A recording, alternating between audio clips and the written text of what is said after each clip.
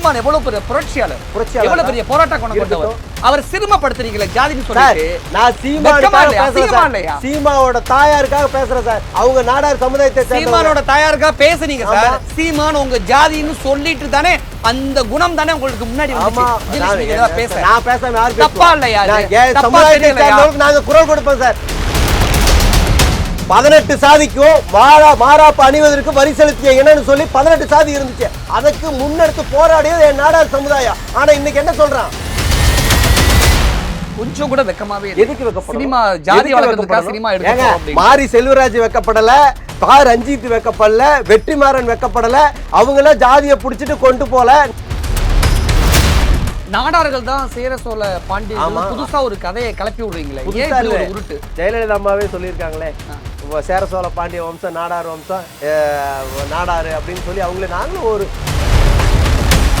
நீங்க சொல்றீங்கல்ல அந்த நம்பரை பேசணும்னு சொல்றீங்களே, ஏன் அவருக்கு எம்பி அன்னைக்கு சில சீட்டு கொடுத்து ஏன் வேண்டான்னு சொன்னாங்க? ஏன் வேண்டான்னு சொன்னாங்க? என்ன காரணம் தெரியுமா? நான் என்னோட பொண்ணை நீங்க கூட்டி தூக்கிட்டு போனீங்கன்னா ஏதோ பண்ணீங்கன்னாலும் கருவறுப்போன்னு சொல்லி அவர் ஒரு மேடையில பேசியிருந்தார்.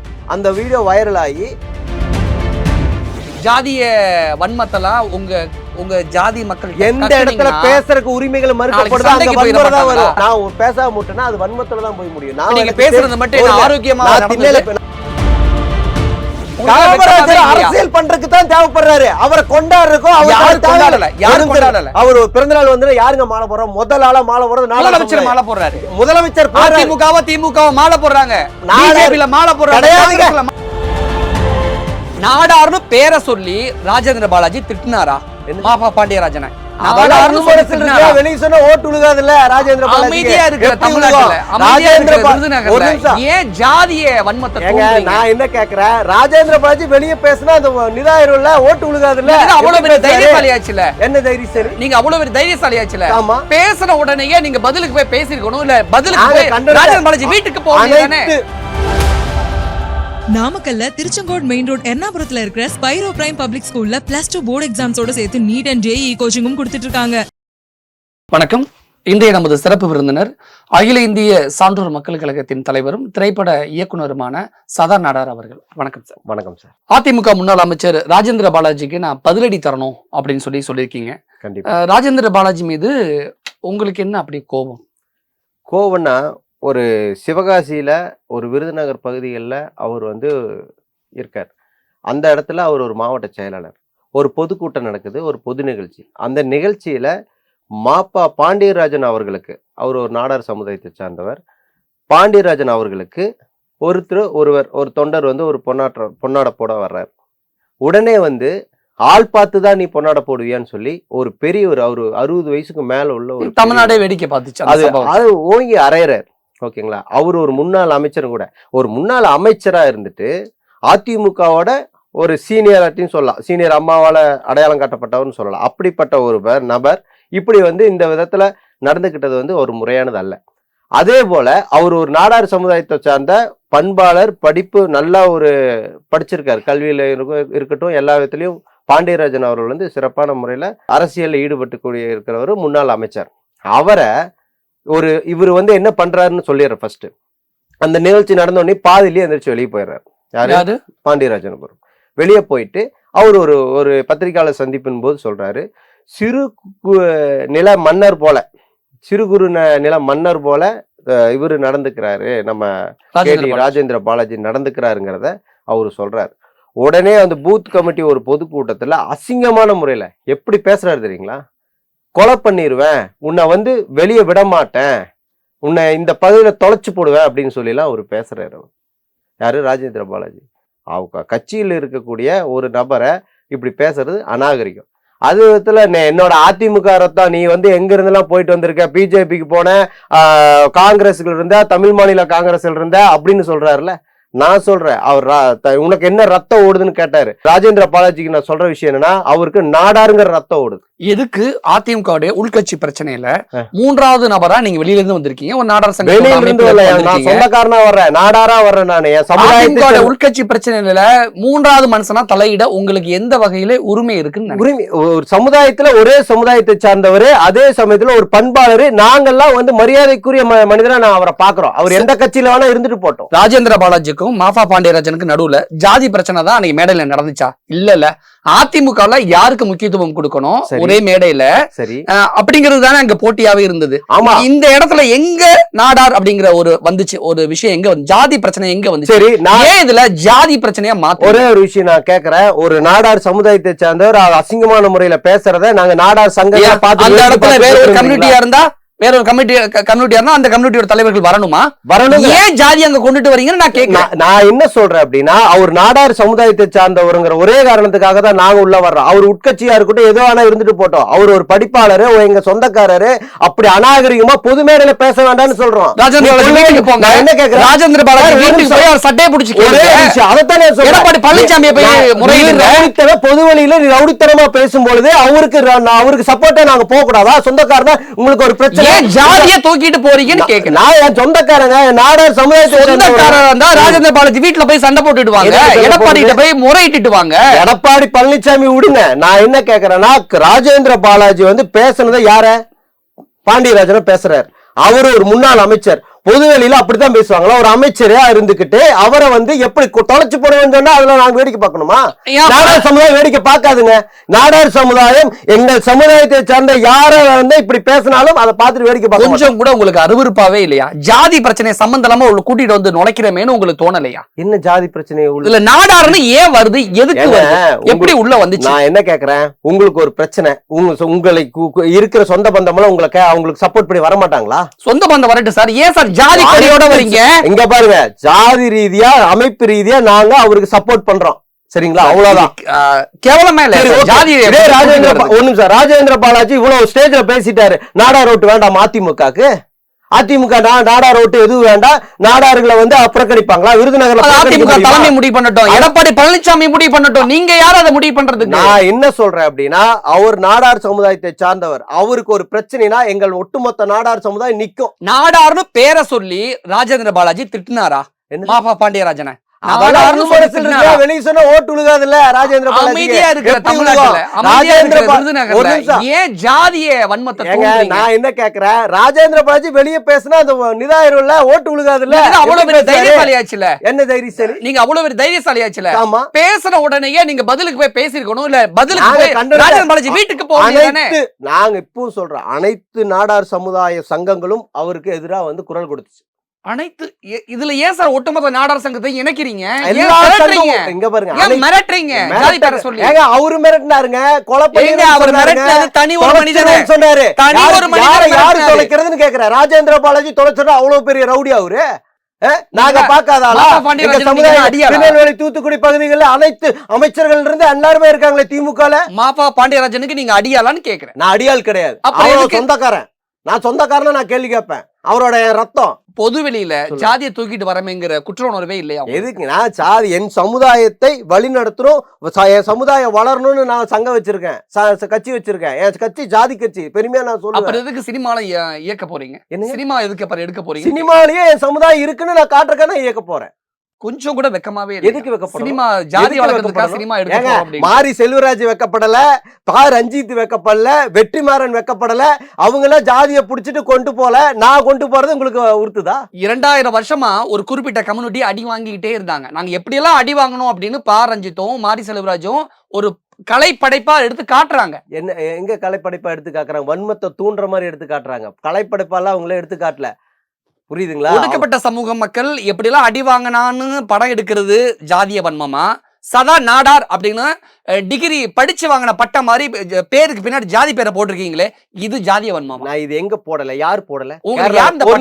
நான் கேக்குறேன். தமிழ்நாடு சதாங்கிறது உங்க பேரு, நாடாருங்கிறது என்னது? அது என் நாடாருங்கிறது என்னோட அடையாளம். எந்த யூனிவர்சிட்டில இந்த பட்டம் கொடுத்தாங்க? பட்டம் கொடுக்கல, என்னோட அடையாளம். என்னோட அடையாளத்தை நான் வெளிப்படையா நான் போட்டுக்கிறேன். வீட்டுக்குள்ள வச்சுக்கோங்க. முன்னோர்கள் போட்டிருக்காங்கல்ல, முன்னோர்கள் எங்க தாத்தா பேர் குப்பை மூப்பங்க. முன்னோர்கள் கோமணம் கூட தான் போட்டாங்க. என்னது? முன்னோர்கள் கோமணம் போட்டாங்க சார். நாகரிகத்துக்கு தகுந்த மாதிரி மாறிட்டீங்க. மாதிரி இப்ப ஏன் ஜாதியை தூக்காம அப்படியே வச்சிருக்கீங்கன்னு கேக்குறேன். நான் கேக்குறது இதே மாதிரி செல்வராஜு யாரா இருந்தோ அந்த காலகட்டம் அப்படி இருந்துச்சு.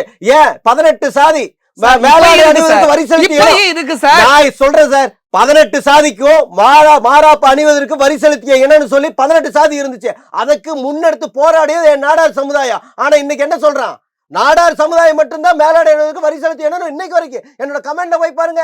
சமுதாயத்தை பத்தி போட்டா நீ எப்பேற்பட்ட சமுதாயத்தை போடுறான். உங்க சமூகம் போராடி ஒரு சுதந்திரத்தை வாங்கி இருக்கு, போராடி ஒரு உறுதியை பெற்று சமுதாயத்துக்கு எனக்கு மட்டும் இல்ல, நான் ஒட்டுமொத்த 18 சாதிக்கும் சொல்றேன். அது நீங்க சாதிக்கும் சரி, ரஞ்சித் சாதிக்கும் சரி, போராடி எழுந்தா என் நாடார் சமுதாயம் சார். இது ஒரு பெருமைப்பட வேண்டிய விஷயம் தானே. நான் ஒட்டுமொத்த நாடார் சமூகமும் இதை ஏன் சிறுமைக்கு பயன்படுத்திக்கிறீங்கன்னு கேக்குறேன். இத சொல்லி ஏன் ஒரு அரசியல் பண்றீங்கன்னு கேக்குறேன். என்ன சொல்லி அரசியல் பண்றேன்னு சொல்றீங்க? இப்ப நீங்க சொல்றீங்க இல்லையா, மேலாடை வந்து எங்க சமூகம் தான் ஒட்டுமொத்த மக்களுக்கும் போராடி வாங்கினது. ஆனா என்ன இழிவுபடுத்துறானுங்க எல்லாம் மத்த சாதியினர் எங்களை சொல்லி என்ன இழிவுபடுத்துறாங்க, ஏய் நீங்களே வந்து மேலாடை அணிவதற்கு வரி செலுத்த வரி கட்டினவங்க தான்டா நீங்க அப்படின்னு எங்களை மட்டும் சொல்றது குத்தம். நாங்க அதை முன்னெடுத்தோம். அந்த முன்னெடுத்து 18 சாதிக்கும் நாங்கள் அங்கீகாரத்தை வாங்கி கொடுத்த எங்க சாதி. நாகரிகம் காலங்கள் மாற மாற அனைத்தும் மாறும், காட்சிகள் மாறும். ஆனா மாரி செல்வராஜ் அப்ப அப்படி இருந்ததை இப்ப எடுத்து எது காட்டி வன்மத்தை தூண்டுன்னு நான் கேட்கிறேன். இதே ரஞ்சித் எடுக்கிற படங்கள் என்ன, நான் இப்ப அடிக்கிறோம் அப்படின்னு சொல்லி ஒரு படங்கள் எடுக்கிறாங்க இல்லையா. தேவர் மகன் ஒரு படம் வந்துச்சு, அப்ப பிரச்சனை இல்லை. சின்ன கவுண்டர்னு ஒரு படம் வந்துச்சு, அப்ப பிரச்சனை இல்லை. அப்ப எந்த ஜாதி பிரச்சனையும் வரல. ஆனால் இப்ப எடுக்கிற மாமன்னன் உட்பட இப்ப இருக்கிற படங்கள் தங்களான் உட்பட படங்கள்லாம் வரும் பொழுது அப்ப வந்து வன்மத்தை தூண்டுற மாதிரி படங்கள் இருக்கிற நாம எதுக்கு படத்துக்கு 1500 வருஷத்துக்கு முன்னாடி நம்ம பாட்டை முப்பாட்டெல்லாம் அந்த குறிப்பிட்ட கம்யூனிட்டியை அடிக்காம இருந்திருக்கணும், தாழ்த்தி வைக்காம இருந்திருக்கணும், அடிமைப்படுத்தாம இருந்திருக்கணும். இருந்திருந்தா அப்படிப்பட்ட படங்கள் கண்டிப்பா வராமல் இருந்திருக்கும். உங்க தாத்தனும் ஏன் தாத்தனும் இப்படி எல்லாம் பண்ணிவிட்டு அப்ப நான் எப்படி எல்லாம் அடிமையா இருந்தேன் தெரியுமா, நான் எங்களை எப்படி எல்லாம் ஒடுக்குனாங்க தெரியுமா அப்படின்னு கலைப்படைப்பா தான் எடுக்கதான் செய்வாங்க. அத பார்த்து இன்னமும் சாதிய வன்மத்தோட பேருக்கு பின்னாடி சாதி பேரை போடக்கூடிய ஜாதிய வன்மத்தோட இருக்கக்கூடியவர்கள் கொஞ்சமாவது மாறுவார்கள் அப்படிங்கிற ஒரு அடிப்படையில ரஞ்சித்தும் மாரி செல்வராஜ் படம் எடுக்கிறார்கள். நீங்க சொல்றது நான் வந்து சதா நாடார்னு ஏன் பேர் வச்சிருக்கீங்க, நீங்க வந்து பேருக்கு பின்னாடி ஜாதி பேர் நீங்க என்ன சொல்றீங்க, தமிழ்நாட்டுல மட்டும்தான் இந்த நாடார்னு பின்னாடி போட்டாலும் மற்ற சாதியினர் அவங்க பேருக்கு பின்னாடி தேவர்னோ முக்குளத்தோ ஏதோ ஒரு விஷயத்த போட்டாலும் கேள்வி வருது. இதே கேரளால கேள்வி வரல, மும்பைல கேள்வி வரல. பண்பாட்டு கலாச்சாரத்துல யாரு டாப், தமிழ்நாடு அவங்களா? தமிழ்நாடு தானே. நான் கேக்குறேன் இதுல ஏன் இந்த இவ்வளவு பிரச்சனை இருக்கு நான் கேக்குறேன். பிரச்சனை பண்றீங்கன்னு நான் கேக்குறேன். என் சாதி இன்னைக்கு சொல்றேன், என் ஜாதிய இன்னைக்கு வந்து என்ன சொல்றான், மேலாடை அணுகுறது என்னை அசிங்கப்படுத்துறான். அப்ப நான் நாடார்னு சொல்லி நான் மேல வளர்ந்து வர்றேன். இன்னைக்கு அதிகப்படியாக வணிக போய் சொல்லுங்க சார், உன் குடும்பத்து வீட்டு பெண்களுக்கும் மேலாடை அணிவதற்கு சுதந்திரம் வாங்கி கொடுத்தது என் கம்யூனிட்டின்னு பெருமையா சொல்லுங்க. அந்த இடத்துல சொல்றா அடையாளப்படுத்தி அரசியல் பண்றீங்க. அதை வச்சுதான் நான் என்னோட அடையாளப்படுத்தி தான் நான் வெளியே சொல்ல முடியும். நாடார் இவ்வளவு தூரம் கொதிக்கிறீங்களா? கண்டிப்பா. ஒரு உபன்யாசத்துல ஒருத்தர் பேசுறாரு, இப்படிதான் நான் தூத்துக்குடியில உபன்யாசம் பண்ண போயிருந்தேன். அப்போ ஒரு நாடார் பையன் வந்தா, சாமி நான் பிராமணனா மாறணும் அப்படின்னு சொல்லி அவன் என்கிட்ட கேட்டான்.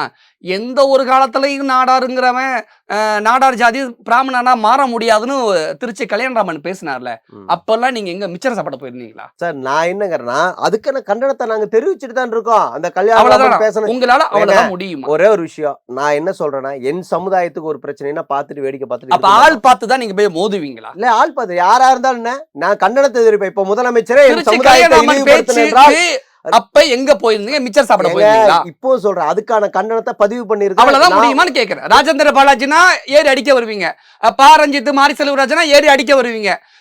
திருச்சி கல்யாணராமனா அமைதியா ஒரு சாதியினராகவும் மற்ற சாதியை இழிவுபடுத்தி பேசினா அதை ஏத்துக்கொண்டு பார்த்துட்டு வேடிக்கை பாக்குற ஆளு கிடையாது. ஆனா உங்க கம்யூனிட்டியை ஒருத்தர் அசிங்கப்படுத்திட்டார்ல, மில்லியன் கணக்குல அந்த வீடியோ பெரிய அளவுல வைரல் ஆனிச்சுல. இன்னைக்கு இப்ப வரைக்கும் அந்த வீடியோ நெட்ல இருக்குல்ல. அந்த வீடியோவை நீக்குவதற்கோ அல்லது அந்த அப்படி பேசிய வர கண்டனம் தெரிவிக்கிற வகையிலேயோ ஏதாவது சட்ட ரீதியா சட்டத்துக்கு உட்பட்டு ஏதாவது பண்ணீங்களா? இப்பவும் சொல்றேன், நான் சட்ட ரீதியா நான் போராட குறைந்தபட்சம் காவல் நிலையத்துல புகார் கொடுத்தீங்களா? குறைந்த குறைந்தபட்சம் நீதிமன்றம் கொடுத்திருக்கேன். நான் இதே திருப்பூர்ல நான் அவர் மீது கலெக்டரேட்லயும் உட்பட எஸ்பி ஆபீஸ் உட்பட நான் மனு கொடுத்திருக்கேன். அந்த ஆதாரத்தை நான் அடுத்த தரேன். கட்ட இதுல வந்து என்ன ஆச்சு சட்டப்படி அடுத்த கட்ட என்ன ஆச்சு அதுதான் சொல்றேன், நீத்து போச்சு. டைம் நேரம். அப்ப வந்து இப்ப நான் இப்படி கேட்பேன்ல, பேருக்கு பின்னாடி ஜாதியை போட்டிருக்க உங்களால இவ்வளவுதான் முடியுமான்னு கேட்பேன்ல. நான் அதுக்கான வேலைகள் பாரஞ்சித்தை பார்த்தா உங்களுக்கு இழிச்சா வேணா இருக்கு, மாரி செல்வராஜை பார்த்தா இழிச்சா வேணா இருக்கு, அதிமுக முன்னாள் அமைச்சர் செந்தில் ராஜேந்திர பாலாஜி பார்த்தா உங்களுக்கு இழிச்சா வேணா இருக்கு, அதனால போய் மோதுவீங்க. ராஜேந்திர பாலாஜி பார்த்தா இழிச்சா வேணா கிடையாது. அவர் நாகரிகம் இல்லாம பேசுறாரு, நாகரிகம் இல்லாம நடந்துக்கிறாரு. ஒரு அமைச்சருக்கான அங்கீகாரமோ அமைச்சருக்கான உண்டான பதவிக்கு உண்டான எந்த ஒரு குவாலிட்டி அவர்கிட்ட இல்ல. பேருக்கு பின்னாடி ஜாதி பேரை போட்டிருக்க உங்களுக்கு நாகரிகம் இருக்கு, பொது மேடையில அப்படி பேசினவருக்கு நாகரிகம் இல்லையா? இன்னைக்கு ஜாதி ஏங்க ராஜேந்திர பாலாஜிக்கு நாகரிகம் இல்லைன்னா பேருக்கு பின்னாடி ஜாதி பேரை போட்டிருக்க உங்களுக்கும் நாகரிகம் இல்லைன்னு தான் நான் சொல்லுவேன். நான் அனாவசியமா பொது மேடைகள்ல நான் அப்படி இன்னொருத்தர தரம் தாழ்த்தி நான் பேசலையே. யார் சொன்னா பேசலன்னு? தமிழ்நாடு வேடிக்கை பார்த்துச்சு. எது? ஈரோட்டில் நடந்த கொங்கு மண்டலத்துல ஒரு மாநாட்டுல பேசுனீங்க. 10,000 பேர் படை திரட்டி வச்சிருக்கேன். நான் என்ன கேக்குறேன், ஒரு சமுதாயத்தை சார்ந்தவன் இன்னொரு சமுதாயத்தை இழிவுபடுத்தி பேசும்போது நாங்க பேசத்தான் செய்வோம். நீங்க பேசுனீங்களா? அதான் பேசும்போது பேசத்தான் செய்வோம். சொம்பையானு கேள்வி கேட்டீங்களா? பேசுனீங்களா? மேடையில பொங்கி எழுதிங்களா? இல்ல கிடையாது. நான் என்னங்கிறேன், நீ ஒருத்தனை அடிமைப்படுத்தி வைக்கணும்னு நினைச்சது ரொம்ப தப்பு. அதே சமயத்துல அவரு பேசுனது, அவரு ஒரு பொது இன்னைக்கு அவர் எம்பி எலெக்ஷன்ல நிக்க முடியாம போச்சு. நீங்க சொல்றீங்கல்ல அந்த நபரை பேசணும்னு சொல்றீங்களா? ஏன் அவருக்கு எம்பி எலெக்ஷன்ல சீட்டு கொடுத்து ஏன் வேண்டான்னு சொன்னாங்க? ஏன் வேண்டான்னு சொன்னாங்க? என்ன காரணம் தெரியுமா? நான் என்னோட பொண்ணை நீங்க கூட்டி தூக்கிட்டு போனீங்கன்னா ஏதோ பண்ணீங்கன்னாலும் கருவறுப்போன்னு சொல்லி அவர் ஒரு மேடையில பேசியிருந்தார். அந்த வீடியோ வைரல் ஆகி அந்த பிரச்சனை உள்ள வந்ததுனால அவர் சீட்டு கொடுத்தா தோத்துருவோம்னு சொல்லி திமுக சீட்டு கொடுக்கல. அதுக்கு பதிலாக வேற ஒருத்தர் சீட்டு கொடுத்தாங்க எம்பி எலெக்ஷன், நாமக்கல் எலெக்ஷன்ல. அதனால நாங்க எங்கள் சமுதாயத்தை சேர்ந்தவங்கள நான் கருவறுப்பேன், நாங்களுக்கு 1000 பேர் எங்க போர்ப்படை தளபதிகள் இருக்காங்கன்னு சொல்லி பேசும் பொழுது நான் வந்து அதை எதிர்ப்பு தெரிவிக்கத்தானே செய்வா. நல்ல முறையில கொங்கு மண்டலம் எந்த ஜாதி பிரச்சனையும் இல்லாத இருக்கிற இடத்துல நீ ஏன் அப்படி பேசுறீங்கன்னு நான் பேசத்தானே செய்வேன். நீங்க தனியா போய் பேச வேண்டியதானே? நீங்க தான் பெரிய ஜாதி அமைப்பு வச்சிருக்கீங்களா, ஒரு கட்சி வச்சிருக்கீங்களே, வீட்டுல போய் பேசுங்க, உட்காந்து பேசுங்க, சட்டப்படி போய் போலீஸ் ஸ்டேஷன்ல கம்ப்ளைண்ட் கொடுங்க.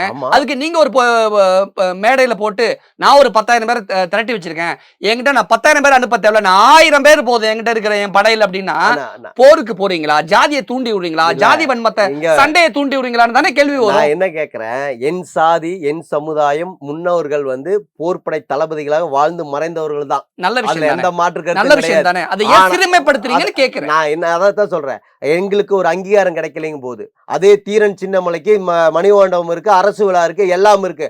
அவருக்கு போர்ப்படை தளபதியா இருந்த கொங்கு குணாளர் நாடாருக்கு எதுவுமே கிடையாது. ஆனால் அந்த வரலாறெல்லாம் மீட்டெடுத்து நாங்க அரசு விழா எடுக்க வேண்டிய சூழல் ஏற்பட்டுச்சுன்னா எங்கள் சாதி வளர்ந்துடும் தானே பிரச்சனை. உங்களுடைய அற்ப சாதி சண்டையில தீரன் சின்னமலை ஏன் இழுத்துட்டு வரீங்க? ஏன் இழுத்து உள்ள விடுறீங்க? அவங்களுக்கு ஒரு வரலாறு கொண்டு வந்துட்டாங்கல்ல, அது உண்மையான வரலாறோ பொய்யான வரலாறோ, ஆனா அவங்களுக்கு ஒரு வரலாறு போராடி இருக்காருல்ல, போராடி இருக்கிறதுனால வரலாறு பேசுது. அவரோட இருந்த ஒரே உங்களுக்கு கொஞ்சம் கூட ஒரே சின்னமலையை போய் அவர் ஒரு சுதந்திர போராட்ட அந்த சுதந்திர போராட்ட தியாகியோட சேர்ந்து போர்ப்படை தளபதியா இருந்து அவரோட வழி நடத்தி சென்று அவருக்கு போர் பயிற்சி அளித்த கொங்கு குணாளர் நாடார் வரலாறு எங்க? உங்க பாட்டை எங்க போனாரு? எங்க தாத்தா விட்டுட்டாங்க, எங்க முப்பாட்டை விட்டுட்டாங்க, அவரோட வாரிசு நாங்க காப்பாத்துவோம். போராடிட்டு இருக்கோம். அதுக்காக தீரன் சின்னமலைய ஜாதிய வன்மத்தோட அசிங்கப்படுத்துறது தப்பா? தப்பு இல்லையா? தீரன் சின்னமலை நான் அசிங்கப்படுத்தலையே. ஜாதிய சண்டைக்கு ஏன் அவர் பேரை இழுத்துறீங்கன்னு கேக்குறேன். ஏங்க அவங்க தாங்க தூக்கி பிடிக்கிறாங்க. நான் ஒரு ஜாதி தலைவரா நான் பார்க்கல, ஜாதிய ஒரு நிவரா பார்க்கல, போராளியா பார்க்கல. சின்னமலைக்கே போர்ப்பட தளபதியா இருந்தவங்க தான் என் ஜாதிக்காரன்.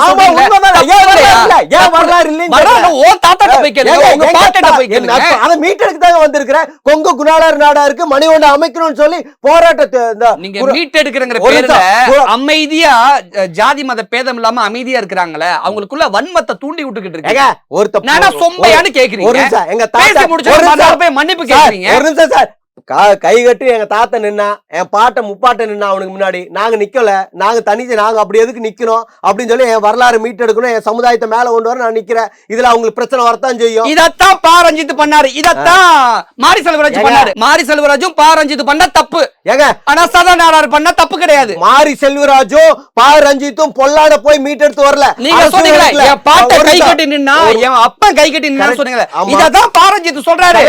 நான் என்ன சொல்றேன்னா, நான் வந்து அரசு விழா எடுக்கிறத பத்தி நான் சொல்றேன். என் தாத்தா முப்பாட்டை என்ன பண்ணாங்க அப்பெல்லாம் விட்டுட்டு இப்ப வந்து பேசுறீங்க நீங்க கேக்குறீங்கல்ல, அதுக்கு சொல்றேன்.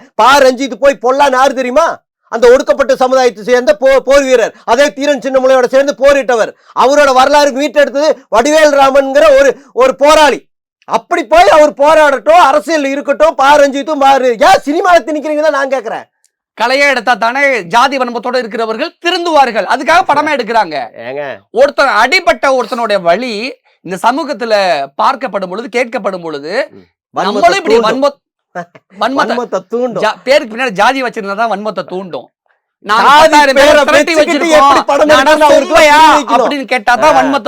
அரசியல் ரீதியாக இதெல்லாமே இருக்கட்டும். நான் சொம்பையான்னு கேட்டுவிட்டு அவ்வளவு வீர தீரம் சூற மாதிரி மேடையில பேசுனீங்களா, நான் சொம்பையான்னு. அடுத்த நாள் எதுக்கு போய் மன்னிப்பு கேட்டுட்டு வந்தீங்க? அதுக்கு அடுத்த வாரத்துல என்ன பொதுக்கூட்டத்துல போட்டு என்ன பேசுறீங்க? ஏன் மன்னிப்பு கேட்டீங்க? நான் கேக்குறேன், நீங்க தான் பெரிய வீராதி கேட்டதுக்கான ஒரு காரணம் இருக்கு. அப்ப பயந்துட்டீங்களா? பயம் கிடையாது, பயம் கிடையாது, அதையும் சொல்றேன். அந்த அன்னைக்கு மன்னிப்பு கேட்டது நீங்க சொல்றீங்கல்ல, ஒரு ஏன் மன்னிப்பு கேட்கல. நான் என்ன சொல்லியிருந்தேன், தனிப்பட்ட நபரை நான் புண்படுத்தி பேசி இருந்தால் மன்னிச்சிருன்னு சொன்னேன். ஆனா நல்லா கேட்டுங்க, என்னதான் நான் மன்னிச்சு புண்படுத்தி இருந்தா வருத்தம் தெரிவிக்கணும்னு சொல்லி இருந்தாலும் கூட ஏன் எம்பி எலெக்ஷன்ல அவர் சீட்டு கொடுக்கல? அப்ப அவர் பேசுறது தவறா நான் கேக்குறேன். அதனால அவர் பேசுறது தப்பாவே இருக்கு சார். அந்த மேடையில 10,000 பேர் திரட்டி வச்சிருக்கேன், நானும் சொம்பையானா பேசிவிட்டு பேசுறீங்க. ஆனா எதிராளியோட பேரை கூட சொல்ல உங்களுக்கு திராணி இல்ல. மன்னிப்பு கேட்கும் போது மட்டும்தான் எதிராளியோட பேரை சொல்ல. மேடையில நீங்க சொல்ல கிடையாதுங்க. நான் மன்னிப்புல கேட்கல, வருத்தம் தெரிவிச்சேன். ஆனா அடுத்த வாரம் பொதுக்கூட்டம் போட்டு ஏங்க அது ஒரு முக்கியமான எனக்கு யாருக்கிட்ட நான் நெருக்கமா இருப்பேனோ அவர் மூலியமா எனக்கு ஒரு தகவல் கொடுக்குறாங்க. அவரு மனசு புண்படுதாமா, தயவு செஞ்சு சதா இது பெருசா கொண்டு போக வேண்டாம், இது இதோட முடிச்சுக்க, அவருக்கு ஒரு வருத்தம் தெரிவிக்குன்னு சொன்னாங்க. நான் வருத்தம் தெரிவிச்சேன். அடுத்த வாரம் பொதுக்கூட்டம் 5000 பேர்த்த திரட்டி கோபியில போட்டு நான் என்ன சொன்னேன், எனக்கு தொடர்பு கொண்டவனை நான் என்ன பண்ணணும்னு உங்களுக்கு தெரியுமா? அதே தொடர்பு கொண்டாங்க. 2000 பேர் நீங்க என்ன பண்ணீங்க? அதே ஸ்டேஜ்ல பேசல, மறுபடியும் பேசணும்ல. சரி, என்ன நடந்துச்சு சொல்லுங்க. அந்த 2 கம்யூனிட்டி சண்டைக்கு பின்னாடி என்ன நடந்துச்சு? ஏன் நீங்க அப்படி பொங்கி பேசணும்? ஏன் மன்னிப்பு கேட்கணும்? திருப்பி ஏன் உங்களுக்கு எதிராக கோவமா பேசணும்? நான் அதை சொல்றேன். நானு ஒரு வேட்டு கவுண்டர் மாநாடு, ராஜ் கவுண்டர் அவர்கள் புதிய திராவிட கட்சி ஒரு மாநாடு போடுறாங்க. அதுல சிறப்பழைப்பாளராக நான் போறேன். அப்போ நான் இதுக்கு முன்னாடி நான் நாடார் சமுதாயத்தை சார்ந்தவர், கொங்கு மண்டலத்தில் பெரும்பான்மையாக இருக்கிறோம். ஆனால் நாங்கள் பெரும்பான்மையாக இல்லைன்னு உளவுத்துறை ரிப்போர்ட் சொல்லுது. ஆனால் அது பொய். அது ஒவ்வொரு தொகுதியிலையும், இதே பெருந்துறை தொகுதியில தான் நான் பேசினேன். அங்கே 90,000 வாக்குகள் இருக்கு, எங்களோட நாடார் சமுதாயத்தோட வாக்குகள். அந்த வாக்குகள்லாம் இருக்கு. எங்கள் வாக்குகள் மட்டும் வேணும், ஆனால் எங்களுக்கான அங்கீகாரம் கொடுக்கல அப்படிங்கிற ஒரு ஆதங்கம். அந்த ஸ்டேஜ் கிடைக்கும் போது என்ன சொல்றாங்கன்னா, வேட்டு கவுண்டர்களை ஏத்துக்கவே மாட்டேங்கிறாங்க கொங்கு வெள்ளாள கவுண்டர்கள். இதுதான் பிரச்சனை. என்னன்னா அவங்களும் பெரும்பான்மையா இருக்கிறாங்க, இவங்களும் பெரும்பான்மையா இருக்கிறாங்க, எங்க சமுதாயம் பெரும்பான்மையா இருக்குது. அப்போ ஒரு சமூக நீதி மாநாடு நடக்குது. அதுக்கு முன்னாடி எங்களை பற்றி, நாடார்களை பற்றி, இங்க ஆளே இல்லை, இவங்களுக்கு சீட் என்னன்னு ஒன்றிய செயலாளரோட நிப்பாட்டுறோம். அதிமுக திமுக எந்த கட்சியாக இருந்தாலும் எங்களுக்கு உயர்ந்த பதவிகள் மாவட்ட செயலாளர் கொடுக்கவே மாட்டாங்க, எம்எல்ஏ பதவிகள் தரவே மாட்டாங்க. அப்படி இருக்கும்போது என்னோட வழி தீரன் சின்னமலையோட சேர்ந்து போரிட்ட கொங்கு குணாளர் நாடாருங்கிறது பொய்யுங்கிறான். அது எப்படி நான் ஏத்துக்க முடியும்? அதே ராசுன்னு சொல்லிட்டு அந்த தீரன் சின்னமலை பத்தி கதை எழுதிய ராசு அவர்கள் கொங்கு குணாளர் நாடாரை பற்றி அவங்க புக்கில் எழுதியிருக்காங்க. அந்த தீரன் சின்னமலை புக்கில் இருக்குது. கட்டுத்தடிக்காரன் முன்னடக்க கருப்பு சேர்வையும் பின்னடங்க அந்த வட்டப்பொட்டுக்காரன் வாராண்டியோன்னு அவங்களோட சாங் பாட்டில் கூட அந்த கட்டுத்தடிக்காரன்கிறது கொங்கு குணாளர் நாடார். அப்படி மறுக்கப்படும் பொழுது எனக்கு கோபம் வரத்தானே செய்யும். அவர் 10,000 பேர் எங்களோட படை இருக்குது அப்படின்னு சொல்லும்போது, நான் வேட்டு கவுண்டர் படை 1000 பேர் போதுன்னு நான் சொல்றேன். நீங்க ஸ்டேஜ்ல நீங்க என்ன வேணா பேசிட்டு போகலாம், களத்துல நின்று போராட்டங்களை முன்னெடுத்து நான் எவ்வளவோ கஷ்டப்பட்டிருக்கேன் குணாளர் நாடாருக்கு. அப்படி இருக்கும்போது நீ தப்புன்னு எப்படி சொல்ல முடியும்? அது நீ ஏன் பொய் சொல்றேன்னு எதுக்கு சொல்றாங்க? அதனால நான் அந்த கோவத்துல நான் பேசுனது உண்மை. அப்ப பேசிட்டு அதுக்கப்புறம் தொடர்ந்து எனக்கு ஃபோன் கால்கள் வந்துட்டே இருந்துச்சு. சும்மா போன பண்ணி உருட்டுறது மிரட்டுறது, யாரும் நேர்ல வரல, எல்லாம் இதெல்லாம் பண்ணாங்க. எனக்கு நெருக்கமான ஒரு நபர், முக்கிய நபர், அவர் ஒரு எம்எல்ஏவா இருக்கக்கூடியவர். அவர் கூப்பிட்டு அவர் வருத்தப்படுறாரு, எங்கள் சமுதாயத்தை சேர்ந்தவர், அவர் வருத்தப்படுறாரு, தயவு செஞ்சு ஒரு வார்த்தை நீங்க சொல்லிருங்க, அவங்களோட தலைவர் சொன்னதா சொல்லி என்கிட்ட சொல்றாங்க. சரி, வருத்தம் தெரிவிச்ச ஒரு வீடியோ. அவங்க என்ன பண்ணிட்டாங்க அப்படின்னா, ஒட்டுமொத்த சமுதாயத்தையும் நான் எதிர்க்கிற மாதிரி போட்டாங்க. நான் ஒரு பேசுறீங்க மேடை இல்ல நான் ஒரு குறிப்பிட்ட ஒரு கட்சியை பார்த்து நான் பேசுறேன். ஒரு குறிப்பிட்ட கட்சியை தான் நான் சொல்லி பேசுறேன் அப்படின்னு இப்ப விளக்கம் கொடுக்குறீங்க. அந்த விளக்கத்திலயும் அப்படிதான் இருந்தது. ஆனா நீங்க பொது மேடையில பேசும்பொழுது ஒரு குறிப்பிட்ட கம்யூனிட்டிக்கு எதிராக பேசுற மாதிரி தான் அந்த தோரணை, அவங்க பேசுறது அப்படி. நான் மத்த அவங்க கம்யூனிட்டியே நிறைய நண்பர்கள் எனக்கு இருக்காங்க, எம்எல்ஏ உட்பட. நாடார் கம்யூனிட்டிக்கு அந்த சரியான அங்கீகாரம் கிடைக்கல அப்படின்னு சொல்றீங்க. இது முறையா தமிழக அரசு கிட்ட தானே வந்து முறையீடு கோரிக்கை மனு சொல்றேன், நீதிமன்றத்துல தானே போய் போராடணும். அதை விட்டுட்டு பொது மேடை போட்டு உங்க ஜாதிய வன்மத்தெல்லாம் உங்க ஜாதி மக்கள் எந்த இடத்துல பேசுறதுக்கு உரிமைகள் மறுக்கப்படுது நான் பேசாம முட்டேன்னா அது வன்மத்துல தான் போய் முடியும். நான் பேசுறது மட்டும் ஆரோக்கியமா நான் ஆரோக்கியமா திண்ணையில உட்காந்து பேசுவேன், எங்க உட்காந்து மிதிவண்டியில பேசுவேன், எங்க ஒரு பக்கம் ஸ்டேஜ் கடத்தா பேசுவேன். ஜாதி சண்டையை தூண்டி விட்டாருன்னு உங்க மேல வழக்கு போடல அப்படின்னு பெருமைப்படுங்க. இல்ல இல்ல, சந்தோஷப்பட்டு எந்த இடத்துல ஜாதி வன்மத்தை தூண்ட சொல்லுங்க, அதை சொல்லுங்க. அந்த வீடியோவை நீங்களே போய் பாருங்க. ஒரே ஒரு விஷயம், அதை தான் சொல்றேன். நான் சாதி ஒரு குறிப்பிட்ட சாதியை நான் பேசல, குறிப்பிட்ட கட்சியை நான் பேசுறேன், தனி நபரை நான் பேசுறேன். அப்போ அது உங்களுடைய எக்ஸ்பிளனேஷன்ல இருந்த வீடியோல இருந்தது, இப்ப இருக்கு. அதான் நீங்க பொது மேடையில அது இல்ல, நீங்க பேசின மேடையில அது இல்ல. தப்பான முறையில அவங்க கொண்டு போய் சேர்த்திட்டாங்க அந்த சமுதாயத்தை. சரிங்களா? காமராஜர், பெருந்தலைவர் காமராஜர் எவ்வளவு பெரிய தலைவர். ஆமா, அவருக்கு ஏன் நாடாருங்கிற ஒரு சாதி அடையாளத்தை பூசுறீங்க? கொஞ்சமாவது காமராஜர் காமன் சென்ஸே இல்லை. காமராஜர் பெருந்தலைவர், அந்த பெருந்தலைவரை எத்தனை தலைவர்கள் கொண்டாடுறாங்க? எந்த தலைவர் கொண்டாடலும் ஒருத்தரோட தலைவர் காமராஜரை கொண்டாடல, ஒருத்தரோட பேரை சொல்லுங்க. நாடார் சமுதாயம் இன்னைக்கு அரசியல் கட்சி ஆரம்பிச்ச விஜய் வரைக்கும் கொண்டாடுறாரு சார் பெருந்தலைவர் காமராஜர். காமராஜரோட அருமை எங்களுக்கு தெரியுது. கேவலம் ஒரு ஜாதிய வன்மத்துக்குள்ள காமராஜர் அரசியல் பண்றதுக்கு தான் தேவைப்படுறாரு. அவரை கொண்டாடுறதுக்கும் அவர் பிறந்தநாள் வந்து யாருங்க மாலை போடுறோம்? முதல் ஆளா மாலை போடுறது முதலமைச்சர் மாலை போடுறாரு. முதலமைச்சர் திமுக மாலை போடுறாங்க, மாலை போடுறாங்க, மட்டும்தான் கொண்டாடுறாங்க. நீங்க வந்து அவர் அரசியல் காமராஜரை எப்ப நீங்க ஜாதிக்குள்ள சுருக்கிட்டீங்களோ அப்பவே உங்களுடைய இவ்வளவுதான் நீங்க அப்படின்னு தெரிஞ்ச முடிவுக்கு வந்தாங்க. காமராஜர் ஒரு நிமிஷம், நான் என்ன சொல்றேன்னா, காமராஜருக்கு முதல் மரியாதைகள் செலுத்துவதாக இருக்கட்டும், ஒவ்வொரு பங்கனும் திருநெல்வேலி தூத்துக்குடி பகுதிகளில் சிறப்பான முறையில ஒரு விஷயம், ஒரு பள்ளிக்கூடங்கள்ல ஒரு நலத்திட்ட உதவிகளை நாங்க பண்றோம். சரிங்களா? எந்த கட்சி தலைவரும் அரசியல் ரீதியா பயன்படுத்திக்கிறாங்க. விஜய் அவர்களே எதுக்கு பயன்படுத்துறாரு? காமராஜர் நல்லது பண்ணலையா? நல்லது பண்ணதுனால அவரு தன்னுடைய முன்மாதிரி தலைவரை, கொள்கை தலைவரை ஏத்துக்கிறாரு. அது பெருமைப்படுங்க. நீங்க ஜாதிய தலைவரை காமராஜரை பத்தி பொது மேடையில பேசுறீங்கன்னா நான் என்ன அடுத்த தலைமுறை காமராஜரை ஒரு பெருந்தலைவரை பார்க்குமா? இதெல்லாம் யோசிக்கவே மாட்டீங்க, படிச்சிருக்கீங்க. காமராஜர் அவர்கள் பெருந்தலைவர், மிகப்பெரிய அளவுல 9 ஆண்டு காலம் நல்லாட்சி புரிஞ்சதுனாலதான் இன்னைக்கும் சொல்றேன், காமராஜர் ஆட்சியை கொண்டு வர அனைத்து கட்சியும் சொல்லுது. சரிங்களா? எந்த கட்சியுமே பெருமைப்படணுமா வேண்டாமா? அது பெருமைப்படுறோம். அவர் கொண்டாடுறதுல உங்களுக்கு என்ன தப்பு? நாடாரில் எடுத்து கொண்டாட அடுத்த தலைவரே பெருந்தலைவர் காமராஜரை கொண்டாட வேண்டாமா? அவர் ஒரு ஜாதிய தலைவரை தான் பார்க்கணுமா? பாரதியாரும் ஜாதிய தலைவரை தான் பார்க்கணுமா? உங்களுக்கு பாருங்க, பொதுவான தலைவரை பார்க்க கூடாதா? இதுக்கு முன்னாடி அவர் நாடாருன்னு சொல்லி சொன்னதே வந்து மத்த அரசியல்வாதிகளும் இனிமேல் அப்படி ஒரு தவறை, காமராஜரை ஜாதிய வட்டத்துக்குள் சுருக்கும் தவறை தயவு செஞ்சு இனிமேல் உங்க அமைப்பு தெரியுங்களா? காமராஜர் நாடாருக்கு எதுவும் பண்ணல.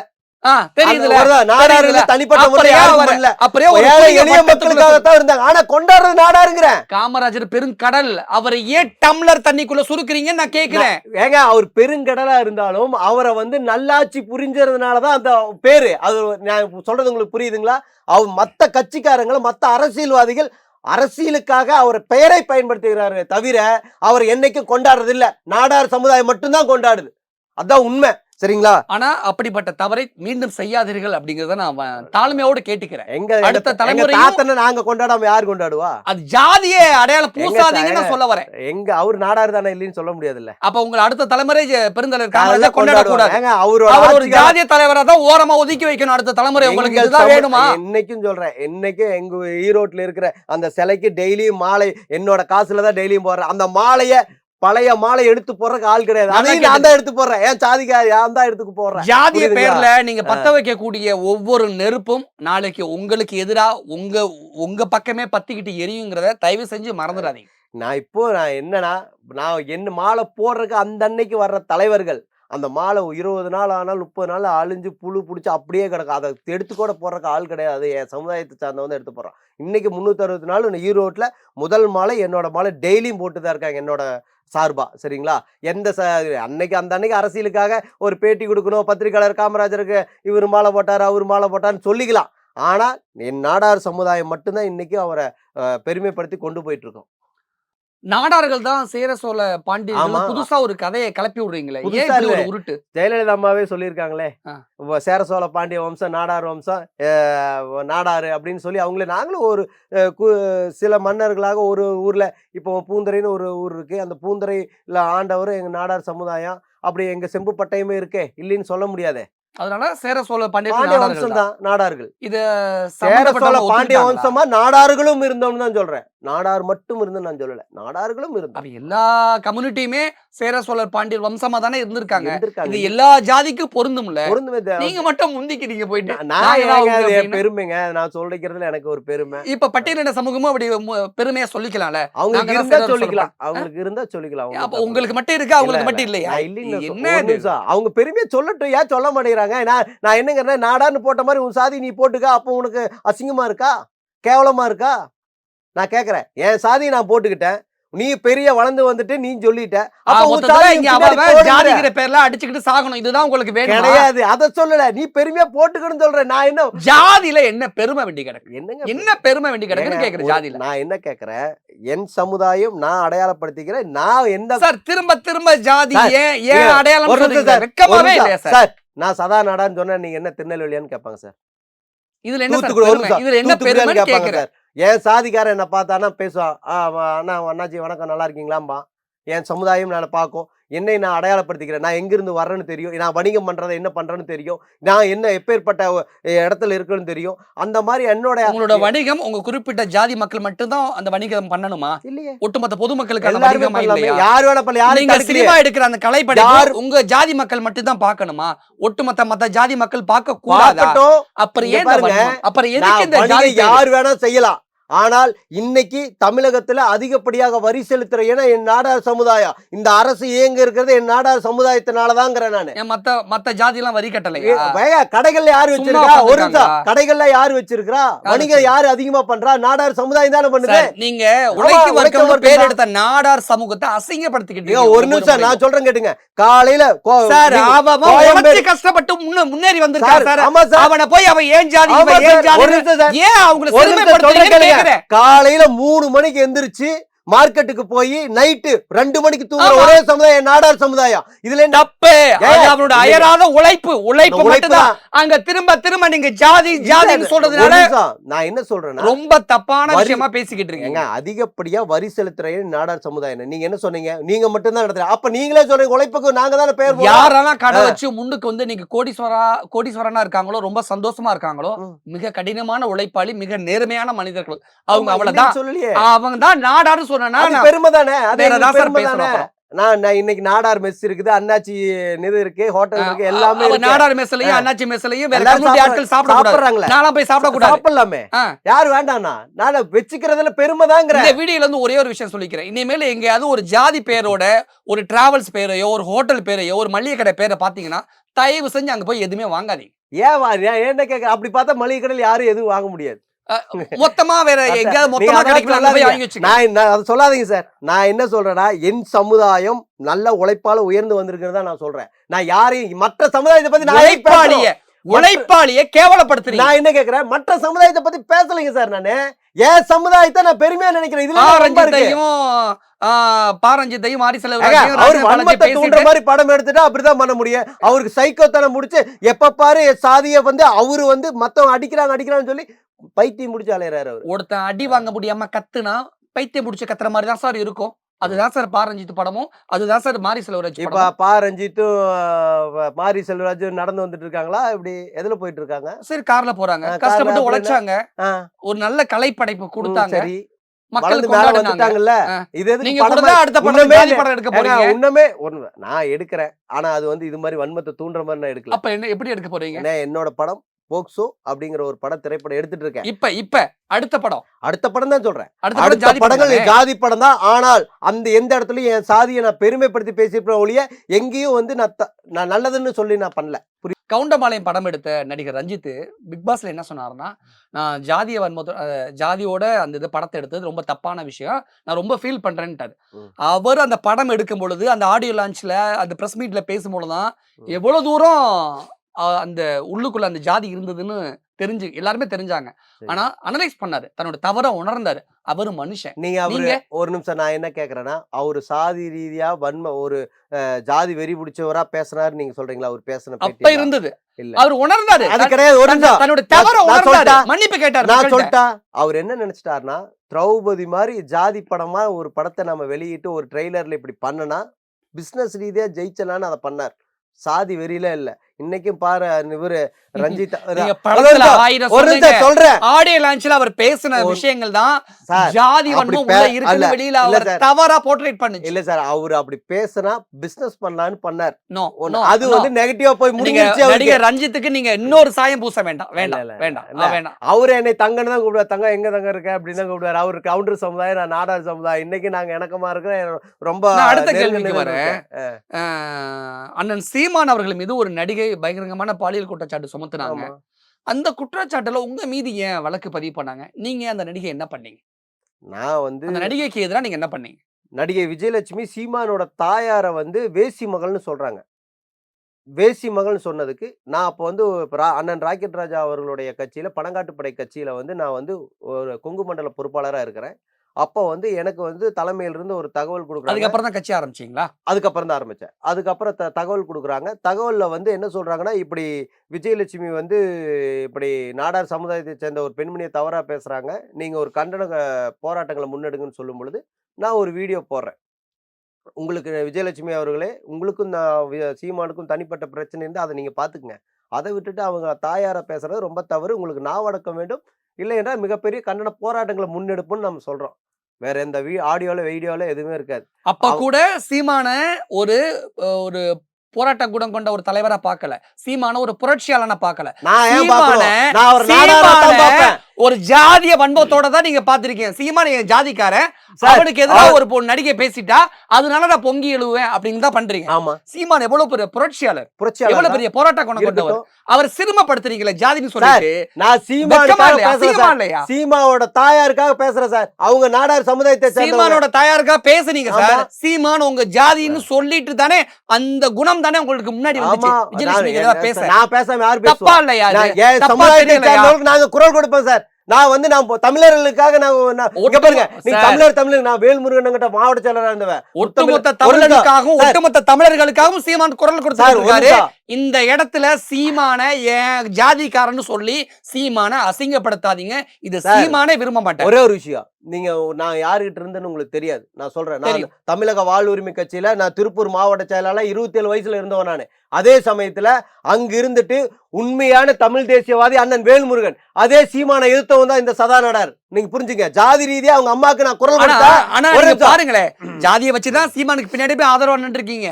ஜாதியை வச்சுதான் மாப்பா பாண்டியராஜனுக்கு ஆதரவு நிக்கிறேன்னு சொல்லிட்டு ராஜேந்திர பாலாஜிக்கு எதிராக நிக்கிறீங்க. ஜாதியை வச்சுதான் பாரஞ்சித்துக்கு எதிராக நிக்கிறீங்க. என்ன சார் இப்படி ஒரு வன்மை பிடிச்சவரா இருக்கீங்க? இல்ல நான் என் மேல எனக்கு வன்மை இல்ல சார். நான் சொல்றது உங்களுக்கு புரியுது. என் சமுதாயம் என்னை அடையாளப்படுத்திக்கிறேன், நான் பெருமையா நினைக்கிறேன். ஆனா மற்ற சமுதாயத்துக்கு நாங்க ஏதாவது குறுக்க நிக்கிறோமா? படிச்சிருக்கீங்க. ஆமா சார், மாத்திக்கங்க சார். எதுக்கு சார் நான் மாறணும்? உலகமே சார் எதுக்கு மாறணும்? என்ன நான் அடையாளப்படுத்திக்கிறேன். கொங்கு மண்டலத்துல 4 அமைச்சர் இருக்கட்டும், 2 எம்எல்ஏ இருக்கட்டும், எல்லாம் இருக்கட்டும். நான் பொதுவா நான் சதான்னு மாத்திக்கிறேன். இப்ப இருக்கிற ஜெனரேஷன் மதிக்க மாட்டாங்க சார். போற பக்கத்துல ஓரமத்தை அப்படி தட்டி விட்டு போயிட்டே இருப்பாங்க சார். சார் அதெல்லாம் இல்ல சார். இன்னைக்கும் சாதி இருந்துட்டு தான் இருக்கு. எல்லா பக்கம் சாதி பிரச்சனைகள் எதுவுமே இல்லைனாலும் கூட சாதியை அவங்கவுங்க சாதியை முன்னிலைப்படுத்துகிற எந்த தவறும் இல்லைங்கிற.